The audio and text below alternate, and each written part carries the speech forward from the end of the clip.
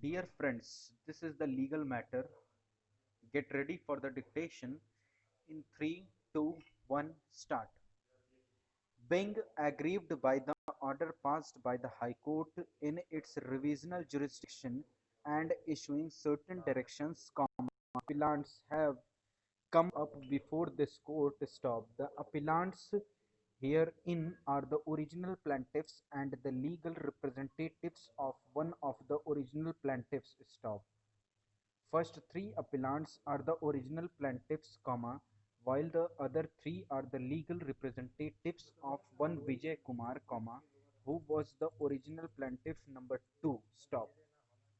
During the pendency of this appeal, appellant number 1 died on 28/11/2007, wide order dated 25/3/2008, his legal representatives were brought on record. Stop.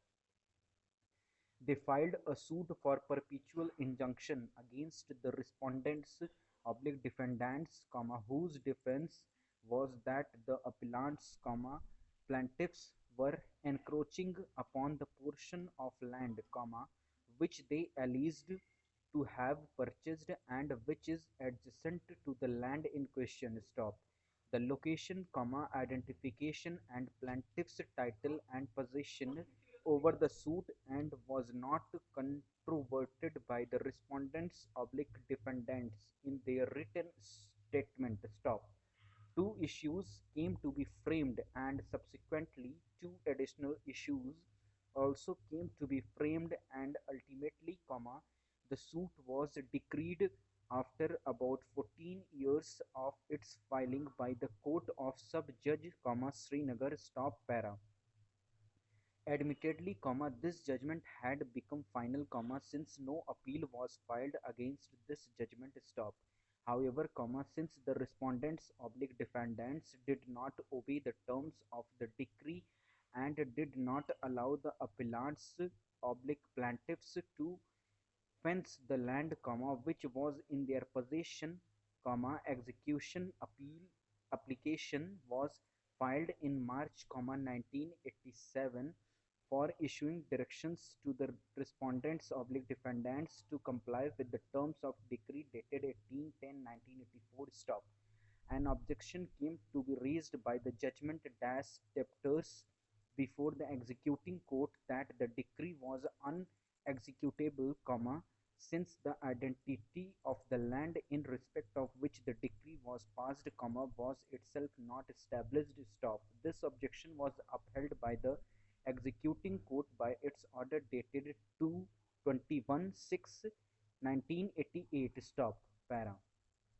Against this order, a revision petition was filed by the appellants herein before the High Court, wide revision number 153 of 1988. Stop. The revision stood allowance by the High Court by its judgment dated 25/8/1998, whereby, the order of the executing court was set aside and the executing court was directed to proceed with the execution of the decree. Stop.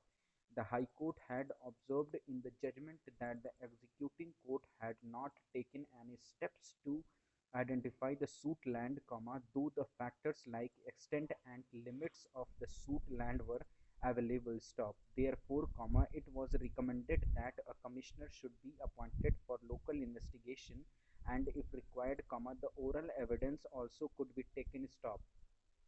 The High Court further observed that even the site plan, coupled with the permission of Srinagar municipality to raise the wall accorded to the decree holders for fencing or walling of the suit land, was not taken into consideration, and it appeared that the executing court had gone by whatever had been raised and stated by the judgment debtors alone, without arriving at an independent decision regarding executability of the decree, in totality of facts and circumstances of the case. Stop. Para. Sorry. Thank you. Over.